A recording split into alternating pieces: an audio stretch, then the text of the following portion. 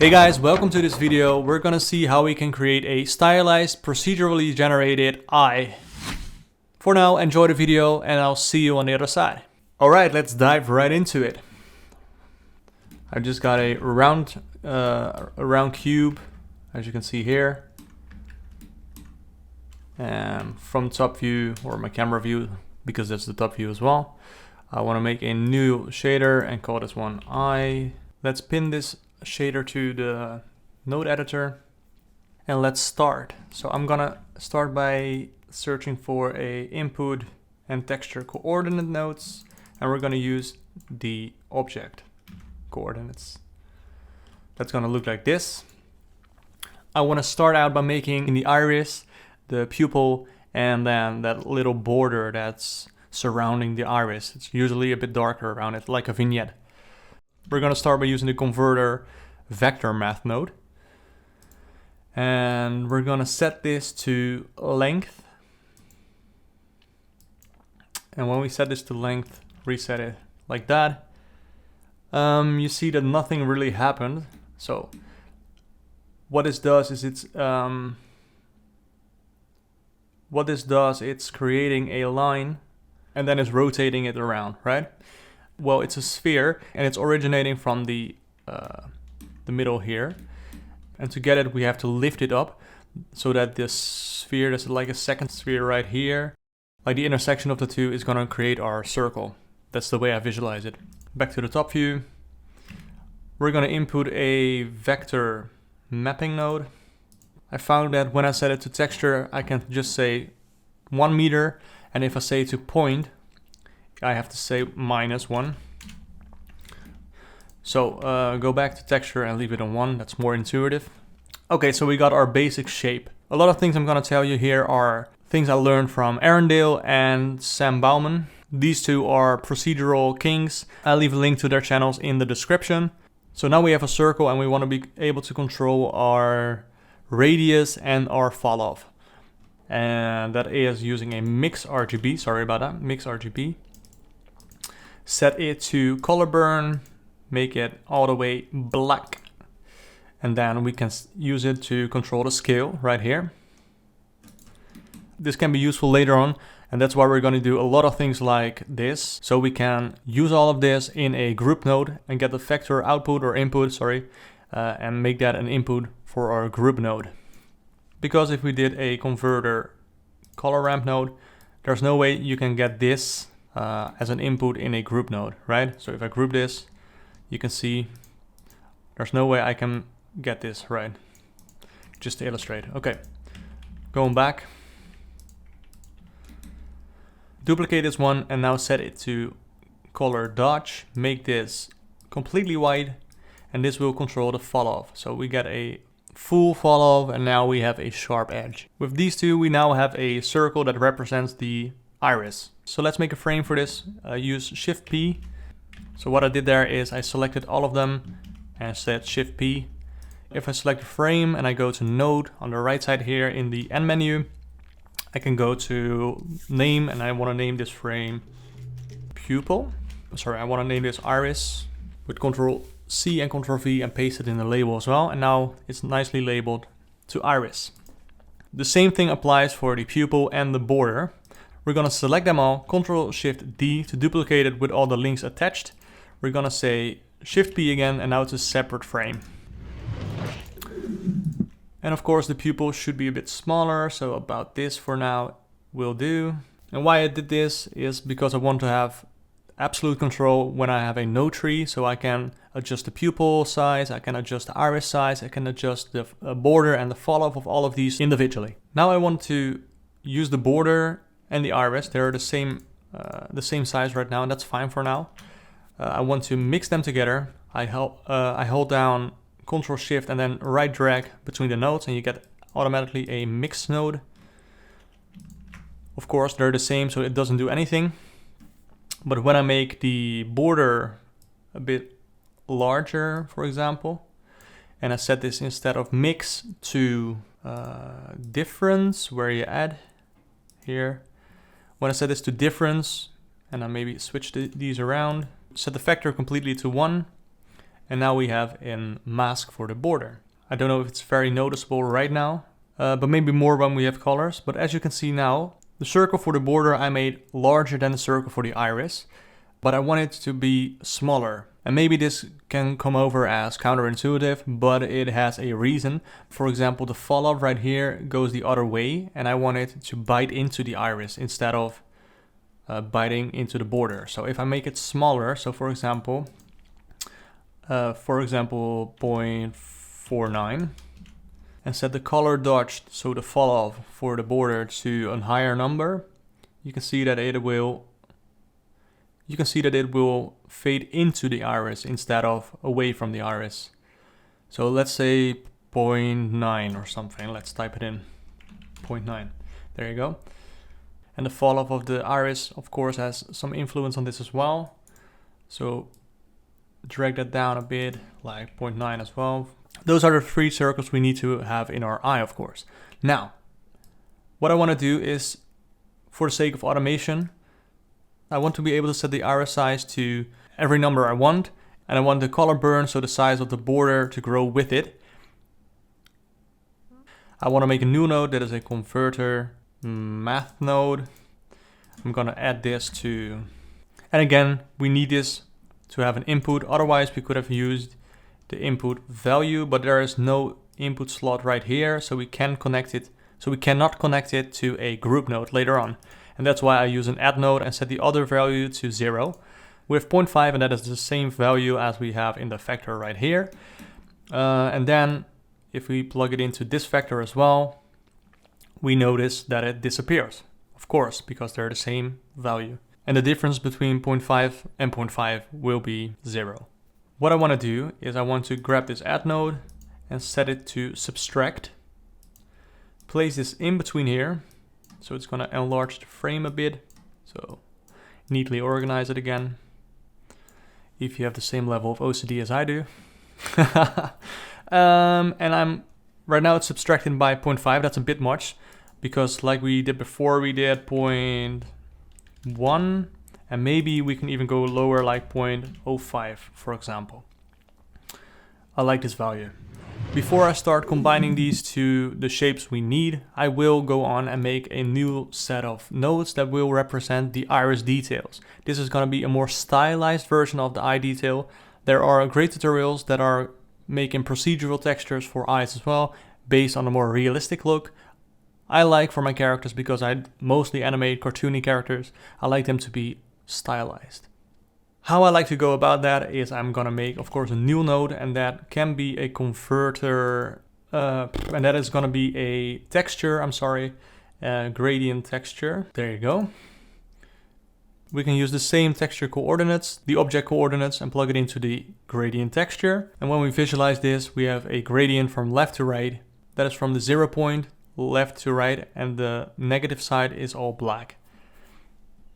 We want to set this to radial, where we are, down here. And this will make a radial gradient, so black being here, and all the way around going to white. The next thing I want to do is being able to have this line being duplicated all around. First I'm going to make a new math node. Let's grab this add node, and we have to delete all of this. Place it in between here and set it to multiply. I'm just going to randomly choose a number, so 35 will do for now. It doesn't duplicate it 35 times around. Now we have a value from 0 all the way around to 35. Make a new node, again a math node, and this time we're going to set it to fraction. And now this will split it up in sections, and we have our duplication of the line we needed. With a slider we can adjust the amount, and usually it's best to go by full number. As you can see, I'm holding control and sliding it up and down. For now I'm going to leave it at 35. Because I don't want the line to be a gradient, I'm going to use a greater than node and place it in between here. The threshold is now set to 35 because it's copied over from the multiply node. Of course we don't need that. We need a way lesser value here, so I'm going to use 0.4 just to start with, and we can see later on what we need. This will get everything that's under 0.4 and make it white, make it black, and everything that's over 0.4 is going to be white. So we can adjust the thickness by using this threshold, because it's a gradient and it bites in more into the gradient, right? You probably have noticed that these lines in your eye are not completely straight.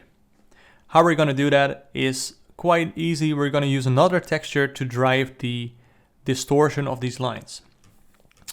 First, let's make a group out of this, so Shift P again.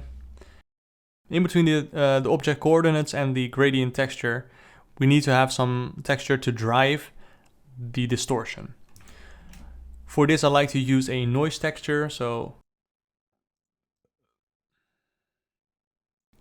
and we cannot just place it in between here. However, what we can do is redirect this and use a converter vector math node, place it in between here, and use the color input right here. You can see that the lines are fully distorted now. Unfortunately, this shifted the coordinates to another point, but that is an easy fix. We can just switch from add to multiply, and that will do the trick. Now, I think this is a bit extreme for the case. I think this is a bit extreme for my liking, so I'm gonna dial this back like to around, say 3.4 maybe. And you can come back later to this and tweak it to your liking, of course, to suit your character best. For now, I'm gonna leave the distortion on 0.4. For some extra detail, I like to use a different texture, and that is a combination of a Voronoi texture and a Musgrave texture. So I'm going to insert the Musgrave texture and then the Voronoi texture. Using the object coordinates for the Musgrave texture, this time I'm going to directly plug the height into the vector, and that will create this. So you can play with these settings. For now, let's see, we're going to use a higher setting, maybe around, maybe around 13. And decrease the scale right here, so maybe 2.5 or something.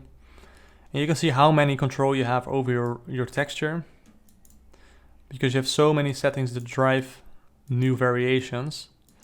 Okay, so we got this, and we have our three circles.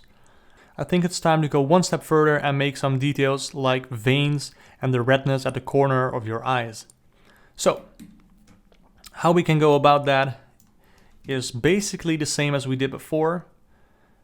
We're going to use a texture coordinate node, set to object, fed into a mapping node, and we're going to make a new circle. So again, vector math node using the length, and let's display this. So there you go. I'm gonna grab these two, find the color burn and color dodge, Shift P to get them in their own frame, and grab these two and make it part of the frame as well. And now we have, again, a circle. I need to connect these two, of course. Make it a bit wider. I used scale and X there, if you didn't see it. So what I did is I used the mapping node and the scale settings and set it to 2. Adjusted this to -1.2, and then played around with these with a follow, and used the color burn factor to determine the size of this circle. And for now I'm fine with this. And this is going to be the mask we use to distinguish the eye white and the corners of the eye that are a bit more red. If you want, and I'm not sure if I want this even while I'm recording this, for a stylized character you can maybe leave out the veins, but for the sake of inclusiveness, let's create some veins so you have the option to use them or not. How I did that is I duplicated this mapping node, and instead of using the texture, this time we're going to use the normal. Set these three settings back to 1 for now, and then we're going to build on top of this. So I'm going to use a wave texture and connect the vector to the wave texture. And now we have these lines, and these lines are going to be our veins. After that, we can use a color ramp converter and set this to invert. For now, let's leave it at that. And if you like, you can set it to B-spline, so the gradient, if I zoom in, the gradient extends a bit more beyond your flag. If you like that, you can do it. If not, you can say ease or linear, whatever you like. For now, let's just go with B-spline. Why not? We're going to use a different technique to influence the distortion, but it's quite similar to the thing we've done before. We're going to use a color and a mix RGB color. We're going to set this to linear light. And then we're going to need a new texture, and I'm going to use a noise texture for this. Make room for this in the frame as well. This noise texture is going to be driven again by the object node, or the object coordinates, I'm sorry. Feed the color into the second slot right there. Now this is going to distort quite a lot. This is going to be the factor that determines the distortion of the waves, as you can see. So for now, let's leave it on 0.9 or something. I like to lower the detail a bit down so we don't have that much detail. That's unnecessary in a stylized character, if you ask me. But you have the option. Roughness can be set a bit lower as well, but do this to your own liking. This normal is gonna pull it all towards one axis.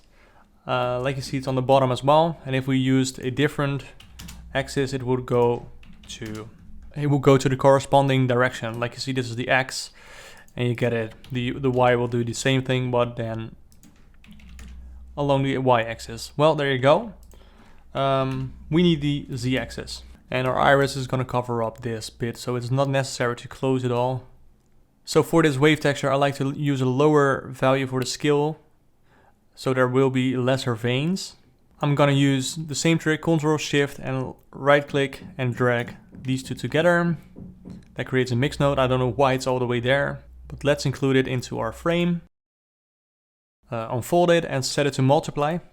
And with this value you can play and determine the strength of the veins. So let's say 0.625. So everything that is black will show up as red, and everything that is white will show up as the color we use for our eye white. With all of this in place, we can go ahead and start connecting up our masks and assign some colors to them. I'm gonna start with the iris, because that is the biggest part, I guess, of everything. Let's go ahead and use this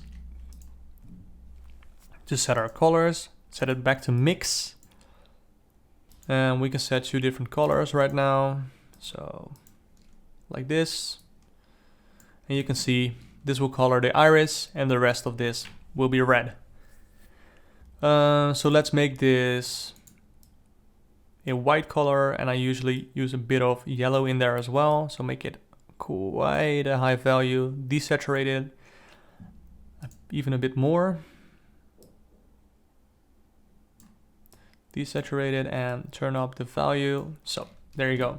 So this is going to be our eye white, and this is going to be our iris. So we're going to use this mix node, and sticking with the iris, we're going to add the iris details into the shader right now. I want to use this swirly texture and grab it and place it right into the mix shader. Set this to multiply, and this is what we got so far. Of course, we only want the swirly pattern to be visible in the part of the iris, so we're going to exclude that from the mask. And how we're going to do that is we're going to use this color dodge and make a mix node between these two. Nope. We're going to make a mix node between these 2 nodes. There you go. There's your mix node. For a bit of organizing. This is 90% there. As you can see, it excludes the white part, and it only includes the swirly pattern into the iris bit. That's what we want. Only the problem is that we see that it's also included in the fall off. If you're okay with that, that's fine. And if you want to go ahead and clean that up, follow along. I'm going to use a new math node, set it to greater than, place it in between here. Why not place it in the frame as well? Set this to 0.1 will do the trick. And now it excludes everything that is in there. What I'd like to do is grab this multiply node, duplicate it again. I want to get the I want to get this Voronoi texture. I switched in the meantime to another operator, so the end sphere radius. If you like that too, you can do it too. But whatever you use, it's going to give you a different result, but they're all quite similar, so whatever you want. We're going to use this radius, and we're going to place it into the second slot of this multiply node. We don't want it to multiply actually. We do want it to soft light blend. And then play with the settings. For now, I'm going to leave it on 0.5. And as you can see from the top down again, this is starting to look somewhat like an eye. I don't know if you have ever seen this, but some people have a gradient of color in their eyes as well. From the pupil out to the outsides of the iris, it goes from, for example, a more yellowish color to a blue, or a bluish color to a purple, or whatever. If you want to do that, we can include it as well, but we have to do it in front of this mix node. So grab this mix node and say, for example, we want to do a blue color like that, maybe a bit less saturated and a bit darker as well. So, okay, these are our two colors. We're going to use another color dodge node and grab this color burn and place it into the first slot, and then have this set to white, and we have the same circle, only a bit sharper. And for now I'm gonna say 0.5 or something. If we now drag this mix node in between, use this as the color, we have our gradient. Let's turn these around maybe like that. So I'm sorry, one mistake there. This color burn shouldn't be connected, it should be connected with the length. So grab the length right here and place it into the color slot right there. Connect it up to this mix node. Connect it up to this mix node. So we have our color gradient from blue to purple. And this blue to purple gradient can be inserted into the color we had before for the iris. And that will look something like this. I know this is a lot of mixing and matching and whatever you want to call it, but I do this purposely because I want full control in the end. And later on we got a neat presentable node that would just have a few options that'll look more that will look more controllable than this plate of spaghetti. So yeah, we'll get there, stay with me. So for the pupil and for the border, I like to use the same color. So let's insert a node. So let me insert a new mix node, a sort of black greenish color. And that color we're gonna mix again with this. I wanna swap them around because of the colors of the mask we're gonna use. So with this mix shader, you don't need it to be on soft light, you can have it on mix, and the factor can be 1. These are the same color, so it doesn't really matter, but just to be organized, let's set it to 1. We need the mask that is created for the pupil, this one right here, and grab the color and place that into the mix factor. So everything that is black right here will be this dark greenish color, and everything that is white is going to be the texture we had previously. So this whole string of nodes. Combining them and looking at the end result, you see it on the left right here. Of course, now it could be a time to lower the size of the pupil a bit and play with the fall off a bit more, like something like this. And then we have the border. So let's do the same thing again. Use a mix node, switch these two around, the same color like I said, and use the texture for the border, that is this one. Grab it and use it as a vector. I'm gonna use shift and right drag over this noodle and make a more distinctive path for this noodle for me to follow. And that will look something like this. That looks horrific. I'm sorry, I didn't need to turn those around. I assumed that the mask was also black to white, but it was the other way around. So color 1 should be the previous string of nodes we did before, and then the color of the rim. And that looks quite decent if you ask me. And like I said before, for a stylized eye, I'm not sure if I like it, but you can add in the extra detail of the veins and the redness that we created for the eye white. And let's just create that option right now. So this is the mask we have. And apparently our sphere can be a bit bigger. So maybe like this. And the fall off could be a bit lower. So going back a bit further down the line, where we were before when we were creating the iris, we had this separation between the iris and the eye white, as you can see here. And now that I do this, I reveal a slight issue. The overlay texture we used for the pattern in the eye is also visible in the eye white. And I'm not a big fan of that because I didn't intend it to be there. So we want to mask that out. Let me see where that is. So in the eye detail, we have our Voronoi texture, and that creates the pattern, right? That creates that pattern. So quickly fixing that, we're gonna use a mix node, place it in between here, grab this and make it a second color. And the first color can be white. And for the vector, we're gonna use this. And that got rid of our texture inside of the iris. Of course, we don't want that. So what I have to do is switch them around and make this one white.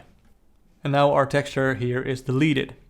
I couldn't quite see it when it was white, but when it was red, I could see it a bit better. But let's go back to the white color again.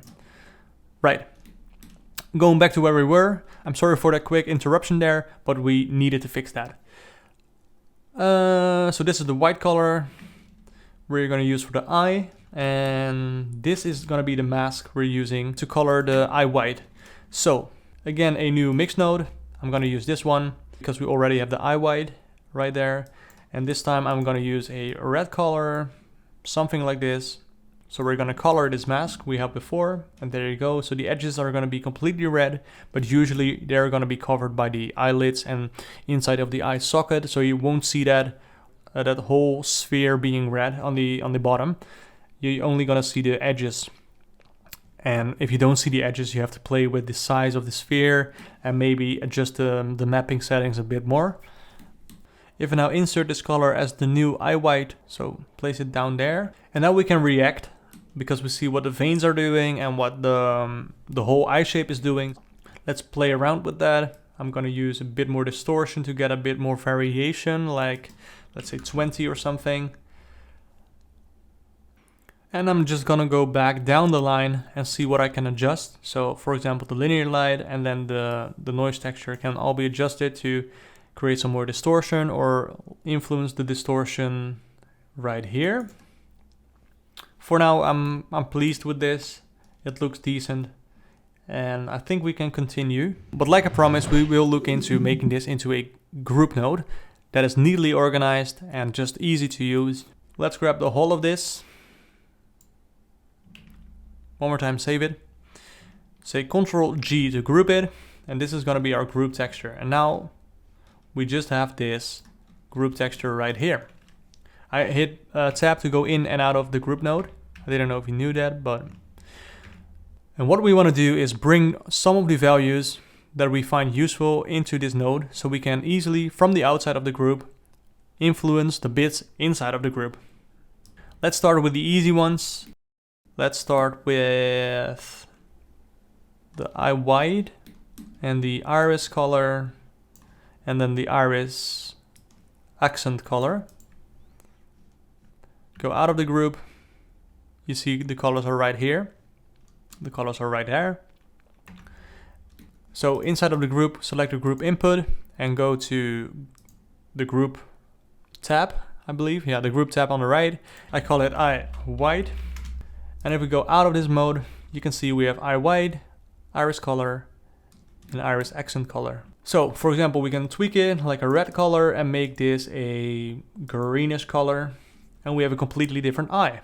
Display some more values that we need to include. For example, that is the pupil color. And from here, I like to go on and grab this add node. That is the node we use for the size of the iris, as you can see right here. But simultaneously, it controls the border as well. Only the border is subtracted by 0.05. Let's display this color. It's not a color. Let's display this value. Rename this to iris size. Same thing for the iris follow. That is the color dodge here. So there are a lot of things I want to expose, and I'm gonna do that off camera, and I will be back in just a second. Of course, I can expose a lot of other values that I might need, but these are the most common things I will use. And since I made a shader firstly for myself, I know my way around the shader, and I can go back into this bowl of spaghetti and tweak around some of the settings in more finer detail. But the most common things I use are what I listed in this note. So let's go over them. The eye white color, usually I leave that to a yellowish white. The iris color, let's make it a green color, for example. Then we have the accent color for the iris. Let's make that a orange. The iris size, you need to be careful with this one because it can go overboard. And if you do so, you have to fine tweak the border and the fall off of the iris a bit to have a bit more of a feather right there. So something like that, for example, that's fine. Let's go back to an iris size that is a bit more, like something we can actually use. So for example, 0.55. The pupil size, we can adjust right here. There you go. The fall off of the pupil, we can adjust right there.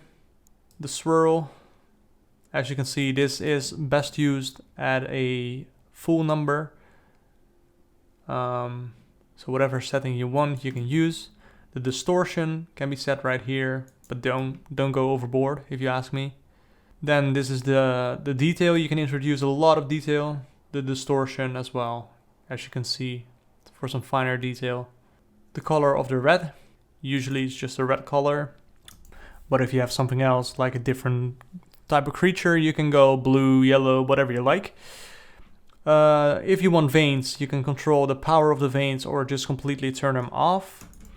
If you want to, you can use this slider to control the redness. I limited this to a value that is most useful to me. And then the bump of the veins, this controls the distance of the bump node. And there's one setting actually that I missed. That is the gradient of the two colors for the iris. And now we can adjust that as well. So iris color gradient. So we can adjust that from outside of the group as well. I guess this is it for me right now. So I hope you enjoyed this. If you did, please leave a like, leave a comment down below. If you have any questions, let me know. As always, stay creative. I'll see you next time. Ciao.